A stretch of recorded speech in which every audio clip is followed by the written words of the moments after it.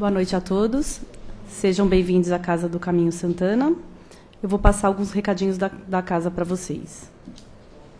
Nós temos palestra todos os dias. Os horários estão nos nossos murais ou na internet, no site. Quem quiser passar no atendimento, é só chegar meia hora antes da palestra. Quem for receber passe à distância, também tem que passar no plantão e pegar o cartão no atendimento. Na área social, atendemos a 80 famílias cadastradas todo segundo sábado do mês. Eu gostaria de agradecer a colaboração de vocês e informar que esse mês a gente está precisando mais de leite em pó, arroz, óleo, açúcar e macarrão. Nós precisamos muito da sua ajuda, são 640 quilos de alimentos por mês. Nós temos também o trabalho com moradores de rua, distribuição de lanche todos os sábados, a partir das 16h30, aqui no Carandiru. Conheçam o livro Mirabelle, volumes 1 e 2, editado por nossa casa, através da editora Geve, que pode ser adquirido em nossa livraria ou pelo site. Queria falar também que esse mês a gente está com uma rifa para poder ajudar a casa, uma rifa de Páscoa, a R$10. O sorteio vai ser pela Loteria Federal no dia 12 de abril. A renda vai ser em benefício de nossa área social. É uma cesta com ovos de Páscoa, bombons, barrinhas e pão de mel. Quem quiser colaborar, o Vladimir está com alguns números para vender. Então, no final da palestra, é só procurar o Vladimir. E mais informações no nosso site, www.casadocaminhosantana.com.br. Peço que desliguem os aparelhos celulares.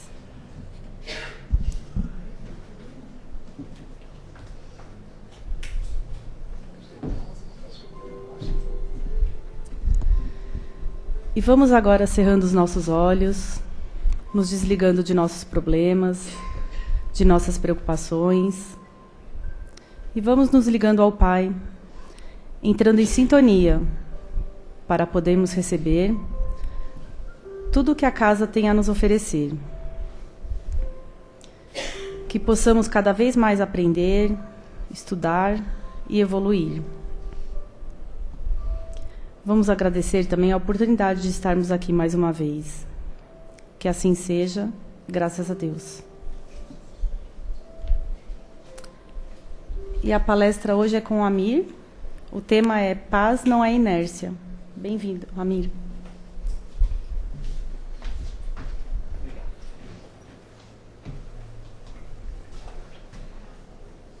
Boa noite. Todos bem?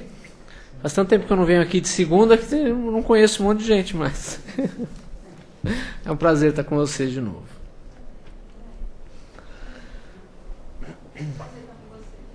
É? Difícil falar sobre paz, né? Uma coisa que a gente ainda não tem, embora todos estejamos almejando ainda, né? A gente às vezes até pensa que tem.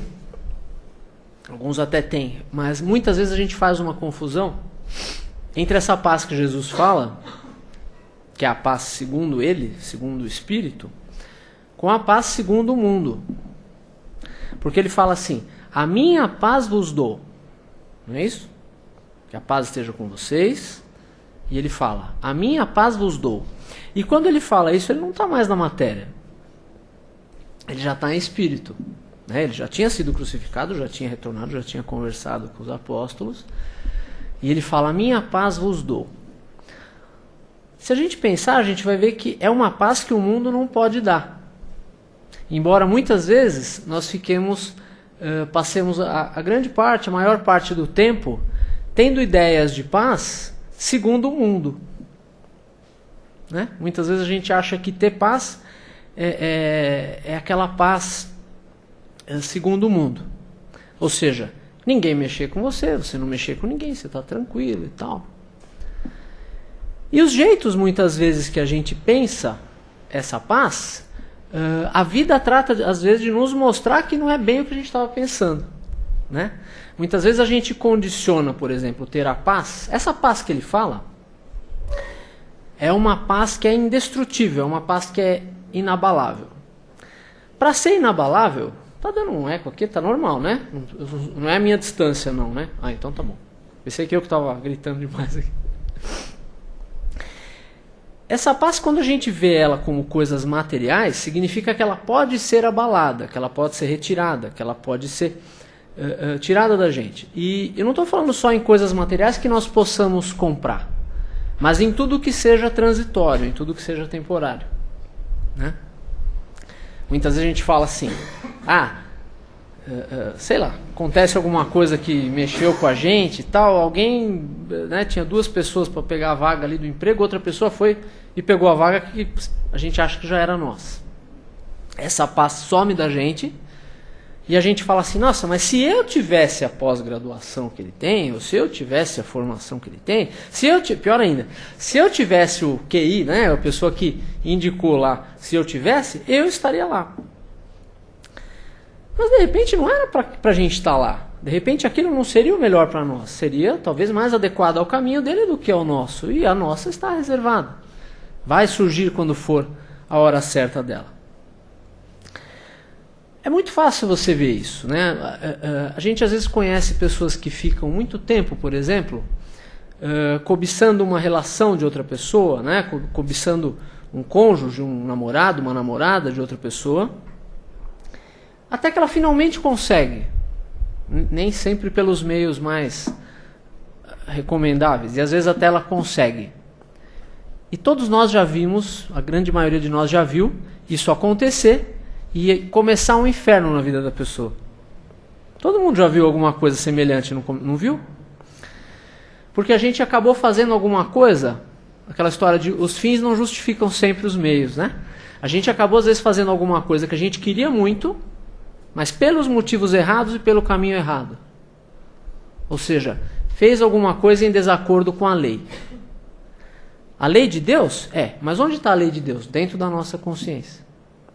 Quando nós fazemos alguma coisa que no nosso íntimo nós sabemos que não deveria ter sido feito, que nós não deveríamos estar dentro daquilo daquela maneira, parece que a vida meio que trama, né? A vida dá um jeito de mostrar pra gente que aquilo era uma ilusão. E aí surge o que nós chamamos de desilusão. A desilusão só acontece com quem estava iludido. E a gente vai passando por isso muitas vezes, né? Um exemplo clássico é a casa na praia. Que às vezes a gente passa a vida inteira e se endivida e arruma lá uma prestação de 40 anos, né? Tava tranquilo, tava com as finanças em ordem, eu vou arrumar, preciso comprar uma casa na praia, preciso de uma casa na praia, preciso comprar uma casa, eu não tenho pra um dia, eu quero ir na praia, até que compra a bendita da casa na praia. Nada contra, tem gente que tem casa na praia, mesmo endividada, às vezes é muito feliz. Eu estou dizendo daquelas pessoas que acham que não serão felizes se não tivessem uma casa na praia. E aí se endivida 40 anos e para se atormentar até morrer muitas vezes. Colocar a felicidade, colocar a condição da paz em coisas transitórias. E às vezes é o caminho mais rápido para tirar a nossa paz. Mas eu vou ter paz quando eu tiver aquela beleza do fulano, quando eu tiver um cabelo assim, assado, e quando eu fizer ali por escultura, isso e aquilo. Não tem problema nenhum em fazer tudo isso e ficar tão bonita quanto alguém lá que nós estamos imaginando. O problema é achar que a tua paz interior está condicionada a todas essas coisas. Não tem problema nenhum ser rico. O problema é achar que a tua paz vai surgir junto com a riqueza que você almeja. E nem sempre é assim. Não tem problema nós termos prestígio. O problema é ter a necessidade de ter prestígio para se sentir em paz. É sutil, né? A diferença. Tem gente que tem que ter sempre razão, não tem? Aquela coisa assim que você falou, isso aqui é preto. Não, mas você sabe que o preto, existem tons de preto, tem o preto claro, o preto escuro, o preto fosco, o preto assim brilhante. Não é bem assim. É preto, né? Não é pela discussão em si, não é pelo interesse no tema e não é para a construção da verdade. É para ter a necessidade de ter a última palavra. Não tem problema ter razão na maior parte das vezes. É até bom, né? Não tem problema ter razão. O problema é ter a necessidade de ter razão para aí se sentir em paz. né? E muitas vezes a gente, essa experiência repetida da insatisfação, porque todas as vezes que a gente busca uma coisa que não vai nos trazer a paz verdadeira, Kardec chamava isso de a força mesma das coisas, né? A força mesma das coisas, que tem por finalidade a nossa evolução, a nossa felicidade, o nosso melhoramento, o nosso crescimento, ela acaba por contradizer essas ilusões todas e vai nos mostrando os caminhos certos. Nem sempre da maneira mais agradável, mas sempre da maneira necessária. E essa repetição, muitas vezes, que nós consideramos, né, que à primeira vista parecem insucessos, parecem derrotas, parecem frustrações, né? Acabam nos deixando muitas vezes com medo. Porque eu já tentei 4 relacionamentos e não deram certo. Porque os meus últimos 4 trabalhos que eu tentei, eu fui despedido. Porque todos os meus amigos acabam brigando de uma maneira que a gente perde a amizade de uma maneira brusca, sei lá. Porque toda vez que eu tento fazer isso, tento aprender um idioma, tento emagrecer, tento fazer aquilo, eu não consigo. Essa experiência, não a experiência em si, mas a leitura que a pessoa faz, que o íntimo dela faz, dessa repetição do que ela considera insucesso, muitas vezes faz surgir uma coisa chamada medo. Medo das novas experiências. Só que essa leitura que ela fez, se produziu o medo, não é a leitura segundo o espírito, é a leitura segundo o mundo. É a leitura segundo a materialidade. Porque na lei do espírito não existem insucessos. Se existem, eles são muito pequenos e muito rápidos e muito temporários, porque a lei de Deus acaba por corrigir logo os rumos, de uma maneira que nós, à primeira vista, muitas vezes nos assustamos, para que as coisas retomem o seu curso normal. E esse curso é sempre o melhor. Sempre o melhor. Na lei de Deus só acontece o melhor. Mas você está dizendo que, olha lá, um que matou o outro? Bom, tudo bem, esse que matou o outro realmente fez uma coisa muito ruim. Mas, de alguma maneira, aquele que recebe aquela situação, né, pode talvez não ter conseguido reparar aquilo de outra maneira, e ela consegue muitas vezes ficar quite com a justiça. Mas você está dizendo que a doença que eu tenho é uma coisa boa? Que o tapa no microfone é uma coisa boa? Que a doença é uma coisa boa? Se ela não fosse, não estaria de acordo com as leis divinas. Porque a lei você não vai achar no livro dos Espíritos lá, você acha lá lei de amor e caridade, lei de progresso, lei de adoração, você não vai achar lá lei de sofrimento. Pode procurar, não vai achar. Porque Deus não faz questão de sofrimento nenhum. Os caminhos são diferentes, essas coisas são temporárias. Deus usa, ainda que alguma coisa, só para fazer a justiça, para fazer nascer daquilo uma coisa melhor, uma coisa perene, uma coisa que não é temporária mais. Aí fala, nossa, mas então por que a gente muitas vezes fica com tanto medo? Porque a gente não percebe que essas coisas muitas vezes são o próprio remédio. Nós falamos da doença, por exemplo. Muitas vezes a doença, que às vezes parece uma coisa cruel da parte de Deus, parece a própria negação da bondade de Deus, muitas vezes ela é a oportunidade daquela pessoa drenar para o corpo físico alguma coisa que há muito tempo estava no perispírito dela e se manifestando nas encarnações, se manifestando, permanecendo no plano espiritual, e ela consegue, através da experiência física, drenar aquilo para o corpo físico. Causa sofrimento? Causa. Mas o sofrimento é temporário. E o bem que vai advir daquilo é eterno. O bem que você colhe de uma experiência, ainda que dolorosa, ele é eterno. E a dor é temporária. Nossa, menina, mas você está fazendo uma apologia ao sofrimento? De jeito nenhum.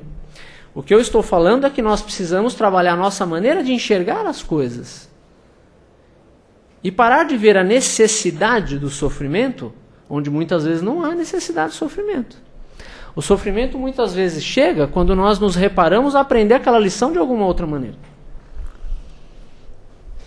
Quando a dor chega na nossa vida e nos tira o que o texto chama de paz, em vez da gente pensar assim, o nosso primeiro pensamento, ele é de revolta, ele é o pensamento do egão, né? Não é o pensamento do espírito. O egão pensa assim, como que Deus deixou acontecer uma coisa dessa comigo? O ladrão arrombou minha casa quando eu fui viajar. Cadê Deus que não estava vigiando a minha casa? Às vezes a gente fica pensando assim. Mas não é bem isso que acontece. Né? Por exemplo, quando alguma coisa nos tira a paz, em vez de a gente pensar como é que Deus foi deixar aquilo acontecer, a gente tem que pensar assim, o que essa dor está tentando amolecer em mim? Né? A gente passa pela experiência, muitas vezes a gente falou, é uma das experiências mais duras, né? De ficar sem emprego, de ficar sem trabalho. Em vez de você pensar como é que Deus deixou acontecer isso, fala assim, o que essa dor está tentando amolecer em mim? A pessoa que eu gostava foi embora. O que essa dor está tentando me ensinar? Aí é o teu espírito pensando, não é já mais o ego. O ego só fica na revolta. Como é que Deus me deixou acontecer? O outro que é muito pior que eu, não acontece nada. Esse é o pensamento do egão. O pensamento do espírito, da tua essência verdadeira. O que isso está tentando me ensinar? Uma das maiores dores também, a separação dos nossos entes queridos, seja pelo desencarne, seja pela distância, seja pelo que for.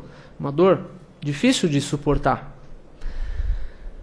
Em vez da revolta de pensar como Deus foi me tirar essa pessoa, pensa, o que eu e aquela pessoa estamos precisando colher de bom, de fruto, de para sempre dessa experiência dolorosa. Você vai ver Deus de uma outra maneira. Você vai ver Deus não como um tirano, mas como um professor, como um pai. E o pai não quer o mal dos seus filhos. Quando nós vemos Deus como alguém que não colabora para a nossa paz, como alguém que às vezes até nos tira as coisas que nós julgávamos que nos traziam paz, é mais ou menos aquele mesmo olhar da criancinha pequena, que quando o pai, depois do 12º picolé, o pai fala, não, chega de picolé por hoje, ele fala assim, nossa, meu pai é um tirano. Mas na verdade o pai está bem intencionado, o pai quer que ela não tenha, sei lá, alguma doença pelo excesso de açúcar, que não fique com a garganta ruim lá por causa do excesso de gelado. Mas o filho pequenininho vai entender isso? Não vai. E nós não temos, mesmo com a doutrina espírita, e mesmo com todo o arcabouço hoje que nós temos de ensinamento, nós não temos condição de abarcar toda a sabedoria com que Deus age na nossa vida.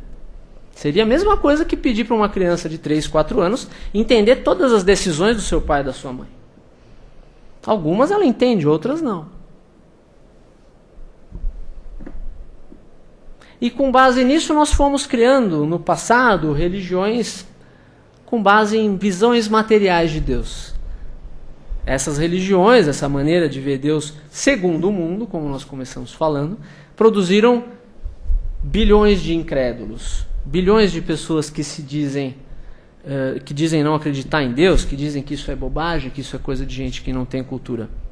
Mas na verdade Kardec já disse isso, né? Eles não desejam mais do que crer. Estão loucos, na verdade, para você dar alguma coisinha que traga eles para a tua crença, ou para uma crença que possa tirá-los daquela dor que essa visão do ego, né, essa visão materialista traz. O texto, ele fala, por exemplo, né, que muitas vezes, ele não fala nessas causas que eu falei, mas ele fala muitas vezes no medo de viver. Mas a vida é o próprio remédio para o medo. O que nós temos medo... Lembra que nós falamos? Está tentando amolecer alguma coisa na gente. Muitas vezes o que nós temos medo hoje, tínhamos medo há 500, 600, 1000 anos atrás, por causa de alguma experiência dolorosa. Então eu estou aqui para passar mais medo? Não, é para que seja a última vez que você vai ter medo daquilo. Você vai ter medo de outras coisas e vai vencer em outros momentos. Mas o medo daquilo às vezes está na hora de vencer. Mas eu vou vencer como? Lendo a doutrina, ouvindo a palestra? Também, isso vai te dar instrumento, mas você vai vencer pelo enfrentamento. não é pelo enfrentamento segundo o mundo, mas pelo enfrentamento segundo o Espírito. Quando alguém te provoca, quando alguém vem te agredir, vem querer te diminuir, né? Fere o teu orgulho. Orgulho, disse. Porque é o orgulho que fica ferido, não é o Espírito. Quando alguém vem e fere o teu orgulho, essa visão de paz segundo o mundo nos faz fazer o quê? Devolver na mesma moeda. Oferecer a mesma face, não a outra, né? A gente oferece a mesma face do mal. E essa é a visão segundo o mundo. A visão segundo o Espírito vai te falar assim, nossa, por que será? Eu fiz alguma coisa para essa pessoa fazer isso comigo? Não. Bom, se eu não fiz nada para que ela faça isso comigo, não é pessoal. Ela faria com o primeiro que aparecesse aqui. E fui eu. E aí, pense em Deus perguntando para você, porque a pessoa que está te agredindo já mostrou o estado em que ela está. Seja ele característica dela ou um dia ruim, seja o que for, mas ela já mostrou como ela está. E você, se já está tendo capacidade de olhar para aquela pessoa e pensar friamente nisso, eu fiz alguma coisa, essa pessoa, ela tem razão no que ela está me falando ou foi impessoal? Se você está tendo a capacidade de já perceber isso, você acha que Deus espera a compreensão dela que está naquele estado ou de você? Então não é muitas vezes porque você merecesse aquilo, você precisa pagar alguma coisa com aquilo, não. Nem tudo quer dizer karma, nem tudo quer dizer que tem que pagar, não. A gente precisa esquecer um pouco isso e fazer o que a gente tem que fazer. Às vezes é porque você talvez seja a única pessoa ali na proximidade que seria capaz de, naquele momento, oferecer não a mesma face da agressão, mas a outra face. Porque você já tem consciência. E é segundo essa consciência, segundo essa lei de Deus que está escrita na tua consciência, e não a maneira que ela está na consciência dos outros, que você é julgado. Aí você pode pensar, nossa, Mir, mas eu fugi da outra religião que falaram que quando eu morresse vinha um juiz lá me julgar com um martelo na mão. Então, mas quem vai te julgar não é um juiz. Aliás, é um juiz. Olha só, o Cristo fala disso. Ele fala em reconciliação, né? Reconcilia-te com o teu adversário enquanto estás a caminho com ele. Ou seja, aproveita a encarnação e se reconcilia com tudo, com todos e com você mesmo. Com as tuas culpas, com os teus medos, vai fazendo tudo entrar nos eixos. Reconcilia-te com o teu adversário, seja qual for dessas coisas que eu falei. Enquanto estás a caminho com ele. Para que ele não te entregue ao juiz. Olha lá o juiz. Que é você. Por quê? Porque a lei de Deus está na tua consciência. Então Deus te julga segundo a lei que está na tua consciência. Então o juiz é você mesmo. O juiz é a tua consciência. Para que ele não te entregue ao juiz. Que te entregará ao oficial de justiça. Quem é o oficial de justiça? Não estamos fazendo aqui uma interpretação oficial do Evangelho, hein? Pelo amor de Deus, uma visão meio pessoal minha. Para que ele não te entregue ao juiz, que te entregará ao oficial de justiça. Lembra que a gente falou que aquele que sofre agressão muitas vezes está sofrendo a justiça? E aquele que está sendo o motivo de escândalo, que está adquirindo pesadas responsabilidades para ele depois se acertar, ele está sendo um instrumento que não precisaria ser da justiça de Deus naquele que está em débito com a lei. Então esse é o oficial de justiça. Que te lançará na prisão. Que prisão? Pode ser, por exemplo, essa repetição de várias reencarnações para aprender as mesmas coisas. Ah, você está dizendo que a reencarnação é uma prisão? Não. Eu estou dizendo que várias reencarnações para aprender uma lição só, que a gente não consegue aprender repetidamente, é comparável a uma prisão. E de lá não sairás enquanto não pagar até o último ceitil, ou seja, enquanto você não estiver em paz com a lei de Deus que está na tua consciência. Ah, Mir, quer dizer que se eu tiver uma consciência meio elástica, assim, uma consciência branda, é mais fácil para mim? Agora não é mais, porque agora você já sabe. E quanto mais a gente sabe, mais vai ficando responsável. Percebe? Como então esse juiz, na verdade, é a gente mesmo. Esse juiz que é a tua consciência, ele te deixa em paz quando você está em débito com a lei? A palestra é sobre paz. Não. Às vezes até deixa na paz segundo o mundo, né? A gente vai, compra alguma coisa, a gente vai, toma um café diferente, né? Uma coisa assim.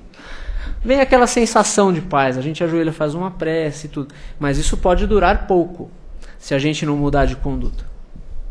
O que vai nos trazer a paz duradoura, a paz perene, é quando a gente resolver mudar de conduta. Isso é meio clichê, né? A gente sempre falar. Toda palestra espírita a gente escuta falar, a gente vem falar em reforma íntima e tudo, e realmente é o que mais importa. Mas a gente precisa olhar para isso com profundidade. Porque todos nós que estamos aqui, eu não tenho a menor dúvida, que todos que estão nesta sala, encarnados e desencarnados, têm já o desejo do bem. Tem já o desejo de não fazer mais o mal, de ficar cada vez melhor, de evoluir. Mas muito poucos de nós vão olhar para si mesmo e vão falar assim: eu tenho o desejo real, a vontade real de me afastar do mal. Porque esse mal muitas vezes são coisas, né, que em outras religiões chamam de tentações, de que nós adoramos. Muitas vezes a gente quer sarar, né, quer ficar curado, para poder fazer as mesmas coisas que geraram a doença. A gente quer um outro relacionamento, mais ou menos como aquele que acabou de maneira meio traumática, porque a gente brigou, porque a gente fez isso com aquilo, para poder agir exatamente do mesmo jeito que acabou aquele relacionamento. E repete, repete, repete, repete, e essa repetição nos deixa sem a paz. É disso que a gente estava falando. Quando a gente para de repetir esses padrões, ou seja, quando a gente olha com sinceridade para a gente e fala assim: eu tenho desejo do bem? Tenho. Mas eu faço alguma coisa de real, eu abro mão do que precisa ser, né, do que eu preciso abrir mão para realmente me afastar disso? É difícil às vezes, muitas vezes esse preço é caro para nós, né? Não é fácil. Por isso que eu disse logo no comecinho da palestra que eu vinha falar sobre uma coisa que eu ainda não conquistei, que é a paz. A gente, né, nesse estágio aqui, a gente já conquistou momentos de paz, né? E ele fala aqui no texto, né, que a paz não é fugir do mundo, né? Às vezes a gente quer fugir do mundo, quer fugir das pessoas, né? Alguns querem fugir até da vida, que é uma ilusão muito mais grave, porque os problemas se acumulam mais ainda do lado de lá. Mas alguns querem fugir da convivência das pessoas. Ah, eu cansei de todo mundo, eu vou ficar sozinho numa ilha deserta lá. Cansei dos defeitos dos outros. Então eu vou lá e vou ficar só com os meus. Porque nós temos os mesmos defeitos, muitas vezes, que nos incomodam nos outros. Né? E precisa de sinceridade para a gente olhar para a gente. É como fala aqui o Santo Agostinho, no Livro dos Espíritos, que ele fala, a pergunta do Kardec, né? Qual o meio prático mais eficaz que tem o homem de melhorar nesta vida e de resistir à atração do mal? Aí ele responde: um sábio da antiguidade vos disse, conhece-te a ti mesmo. Ou seja, sem autoconhecimento, sem a gente olhar para dentro da gente e saber o que tem de bom, o que ainda não é bom, para poder mudar e para poder manter, dependendo do caso, não dá para conquistar uma paz verdadeira. Dá para conquistar momentos de paz. Momentos fugazes de paz. Agora, ele fala aqui, ó, que todo dia... Ó, Santo Agostinho, hein? Não sou eu que estou falando. O conhecimento de si mesmo é, portanto, a chave do progresso individual. Mas direis, como há de alguém julgar-se a si mesmo? Não está aí a ilusão do amor próprio para atenuar as faltas e torná-las desculpáveis? O avarento se considera apenas econômico e previdente. O orgulhoso julga que em si só há dignidade. Quando estiverdes indecisos sobre o valor de uma de vossas ações, inquiri, né, perguntai a vocês mesmos, como a qualificaríeis se ela fosse praticada por outra pessoa. Se a censurais nos outros, não poderia ter por legítima quando fordes o seu autor. Pois que Deus não usa de duas medidas na aplicação de sua justiça. Procurai também saber o que dela pensam os vossos semelhantes, e não desprezeis a opinião dos vossos inimigos, porquanto esses nenhum interesse têm em mascarar a verdade. Olha aquele lá que agride.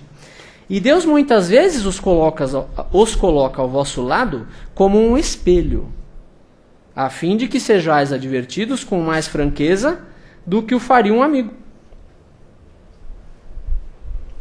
Prescrute, conseguintemente, a sua consciência, aquele que se sinta possuído do desejo sério de melhorar-se. Acabamos de falar nisso, né?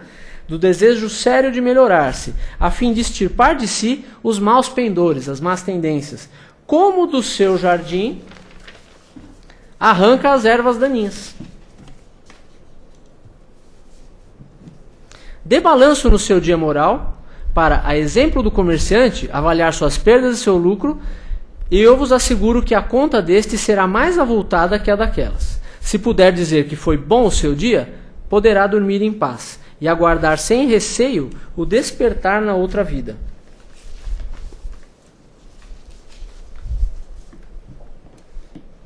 Santo Agostinho, né? Ele está falando de alguém diferente de mim, que estou falando de uma coisa que ainda não mal sei o que é. Ele está falando de alguma coisa que ele conquistou. Porque existem espíritos esclarecidos, né? Como fala Humberto de Campos lá no prefácio do Boa Nova. Existem espíritos esclarecidos, né? Que nós estamos tentando pertencer a essa categoria, e espíritos evangelizados, que é um grau a mais, né? Santo Agostinho está falando não só como um espírito esclarecido, mas como um espírito evangelizado, né? O que a gente tem que lembrar nessa questão da paz, já que eu falei nesse livro Boa Nova, eu amo muito esse livro, né? E ele fala lá, quando ele é perguntado, ele chega em Jerusalém para fazer as primeiras pregações dele, e o sacerdote lá, tinha alguns sacerdotes ociosos no templo ali, e pergunta para ele, né? Vi pelos trajes que ele era um galileu. Galileu, o que fazes na cidade? Aí o livro fala que ele responde com modesta nobreza: venho trabalhar pela edificação do reino de Deus. Aí o Hanan, né, aquele sacerdote que se julgava sábio, é o sábio segundo o mundo, e fala: que pensas tu venha a ser isto, reino de Deus? Aí ele fala: é a obra divina no coração dos homens. E aí ele joga por terra muitas das ilusões que a gente tem de que o reino de Deus seria um lugar para onde iriam os eleitos. E pode até ser isso também por consequência, porque você tem mundos celestes que são interditados a espíritos inferiores, né? Onde só podem adentrar espíritos superiores. Mas isso é consequência. Ele estar num mundo celeste, ele não tem a paz por estar no mundo celeste, e sim ele está no mundo celeste porque ele conquistou a paz. A paz segundo o Espírito, não a paz segundo o mundo. Aí ele fala: é a obra divina no coração dos homens. Está no livro Boa Nova isso. Chama Primeiras Pregações o capítulo. Com isso ele mostra pra gente que, além de não ser um lugar, é uma coisa que não vem com aparências exteriores. Porque se é uma obra no teu coração, como é que o outro pode observar essa obra? Só você sabe se ela está construída.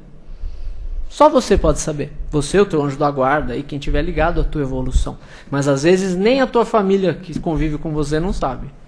Só você pode ter certeza se a obra divina está sendo construída através da nossa semeadura, né? No teu coração. Ela não vem com aparências exteriores. Jesus fala muito claramente isso no Evangelho. O reino de Deus não vem com aparências exteriores. Porque as aparências exteriores fabricaram aquele tipo de sacerdote que estava questionando Jesus e pensando assim: nossa, como é que um galileuzinho desse aí pode saber o que é o reino de Deus e falar nisso? É um jeito fariseu, né, de ser. E Jesus falou isso também. Ele falou assim: olha, os fariseus estão sentados na cadeira de Moisés. Ele fala isso lá no Evangelho de João, se eu não me engano. Os fariseus estão sentados na cadeira de Moisés. Façam tudo o que ele vos disser, mas não ajam como eles. Ou seja, ainda que a pessoa não tenha né, aquela evolução já feita, tudo, se ele está estudando, se ele está procurando ser o que nós chamamos agora há pouco de espírito esclarecido, ele tem alguma coisa para contribuir com a gente. Mas isso não quer dizer que nós precisamos agir como eles. Porque às vezes a maneira dele agir não condiz com o que ele ensina. E infelizmente nós que fazemos palestras, tudo, somos essa maioria, de que a gente não consegue ainda dar cumprimento, dar vivência naquilo que a gente vem falar. A gente faz palestra há muitos anos e briga para conseguir isso, uma luta íntima, uma luta interior, mas ela leva tempo, ela custa sacrifício, ela custa escolhas. A gente sempre tem escolha. É importante que a gente saiba que essa paz não vem de fora. Essa paz vem quando esse reino de Deus que ele fala que será construído no coração do homem é o amor. É o amor. Aquele amor de que a primeira, revelação de Moisés, a segunda revelação, o Evangelho, a terceira, o Espiritismo, as três juntas, somadas, não uma revogando a outra, as três somadas vêm mostrar para nós. Porque elas inteiras, as três, elas vêm falar do nosso relacionamento com Deus, do nosso relacionamento com o outro, com o próximo, e do relacionamento conosco mesmos. E se eu falar para vocês que isso resume tudo, resume a lei e os profetas, nas palavras de Jesus? Mas como assim? Jesus disse isso. Ama, esse mandamento resume tudo. Ama a Deus sobre todas as coisas. Ama ao próximo como a ti mesmo. Ó a sutileza aí. Você tem que amar a si mesmo. Mas amar a si mesmo não quer dizer se permitir agir de uma maneira que é boa para você só no ego. Amar a si mesmo quer dizer ter a vontade, não ceder a todos os desejos, mas ter a vontade de nós agirmos como nós já sabemos que é bom para nós como espíritos. Isso é amar a si mesmo. Aquele auto-amor, que a gente fala que é você se permitir tudo, ceder a todos os desejos, quero deixar a vida me levar. Não, isso não é amor próprio. Isso pode ser até paixão própria, pelo ego, mas não é amor. Talvez seja o que ele chama de amor próprio, aqui no sentido de amor do egão mesmo, do Santo Agostinho. Mas não é você se amar, porque se você ama a Deus, ama ao próximo, e se ama verdadeiramente, você vai fazer o que é bom para você como espírito. Mas eu ainda não consigo. Tenha fé e peça ajuda. Sem ajuda não vai dar para conseguir. Jesus deu esse recado quando ele disse, olha, eu sou a videira verdadeira, vós sois os ramos. Agora pensa, o que é uma videira e o que são os ramos?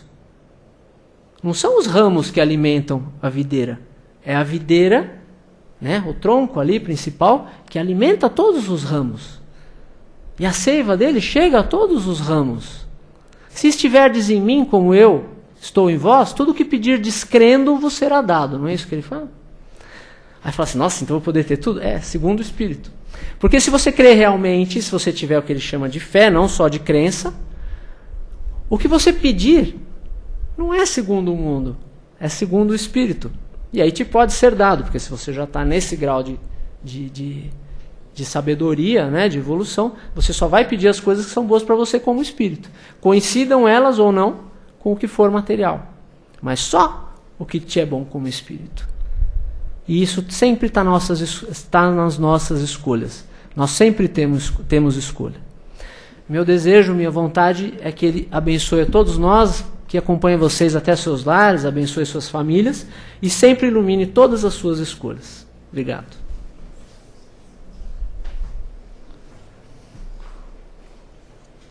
Engraçado é que a gente prepara a palestra, depois usa 10% do que fez e fica falando outras coisas, Mas eu sempre acredito que isso não é por acaso. Alguém tem alguma pergunta, algum comentário para fazer sobre o tema? Fala, Jurandir. Então, agora para completar o trecho, para o materialista não ficar tão para baixo, tudo nos dará por acréscimo. Isso. Ande dentro das leis de Deus. Isso. Então a pessoa colhe tantas coisas no mundo, mesmo no mundo material, a gente sabe, porque está merecendo as leis. Exatamente. Porque também está cumprindo a lei de Deus. Eu costumo dizer, às vezes o pessoal... foi até bom você tocar nesse assunto. Está acabando o tempo, Até bom você tocar nesse assunto, porque às vezes se cria algumas coisas no meio religioso, até no meio espírita. Eu já vi gente falando, por exemplo, que você não pode ter dinheiro, você não pode ser rico, você não pode ser bonito, você não pode ser alegre. Imagina! Quem que falou isso? Deus Não faz essa apologia ao sofrimento. Sabe quando que nós podemos ter dinheiro?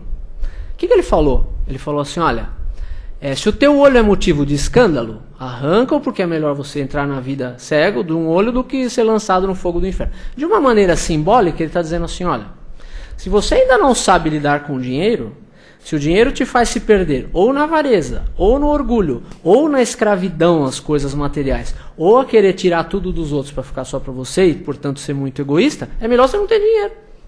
Porque ele está sendo para você motivo de escândalo. Isso vale para beleza, isso vale para popularidade, isso vale para uma série de coisas. Ou seja, as coisas nos são permitidas, acrescentadas, como você falou, quando elas não serão mais para nós motivo de escândalo, ou seja, quando nós sabemos já lidar com elas. Quando nós estamos aptos a passar pela prova delas, porque o dinheiro, a beleza, o poder são provas difíceis de passar. São para espíritos que já apresentam uma certa condição de não se perder nessas curvas do caminho aí, né? Viver com os homens do seu tempo. A pessoa também Isso, exatamente. sair, se exilar. Não, viver a sociedade. Porque você vai ser testado, provado sempre, em qualquer circunstância. Né? E a gente precisa desenvolver a capacidade, isso ele até fala no texto, de você vencer o medo, vencer essas culpas todas, e ter alegria, mesmo nesses momentos. Porque ter alegria quando está tudo bem, é muito tranquilo, né? Agora, desenvolver a capacidade de ter alegria, de ver com otimismo, mesmo quando as coisas não estão tão fáceis, isso é que vai diferenciar. Lembra num trecho que ele falou quando ele disse assim, não fazem os publicanos também o mesmo? Ou seja, você tem que ter alguma diferença, porque assim, se aquele que não está nem aí para a religião, para Deus, para Jesus, para nada, para o Espírito, para nada, a gente não consegue se comportar nem um pouquinho diferente dele, então a gente não está sabendo tirar para nós tudo que a doutrina tem para ensinar, né? Então assim, já é esperado de nós um comportamento um pouco, uma volta na frente, vamos dizer assim, né? Isso, exatamente, mais responsável. E a gente tem que saber desenvolver a felicidade, a alegria junto disso, né? Tem reuniões religiosas que você vai ver que você fala assim, nossa, isso aqui é uma reunião ou é um velório? Porque às vezes as pessoas estão tristes, cabisbaixas, falam assim, aí uma pessoa sorri, fala, não pode sorrir aqui porque tem respeito. A gente precisa aprender a diferenciar. É o egão que confunde seriedade com tristeza. Você pode fazer um trabalho sério sendo extremamente alegre, né? Obrigado a vocês. Obrigado pela paciência.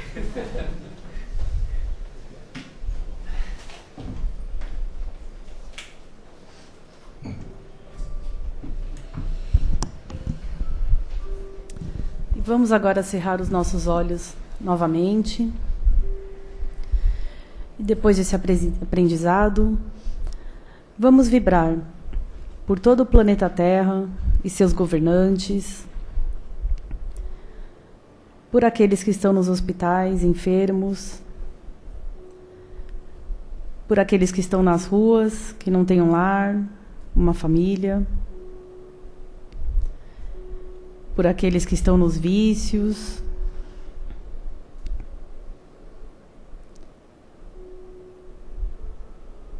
vamos passar pelos nossos lares, vibrando pelos nossos familiares. Muita paz e harmonia a todos. Vamos passando também pelo nosso ambiente de trabalho.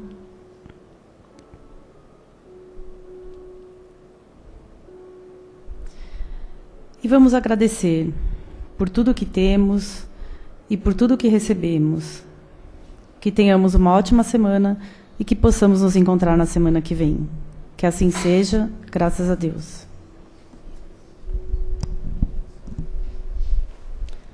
Peço que vocês permaneçam em silêncio, aguardando os passes. Obrigada.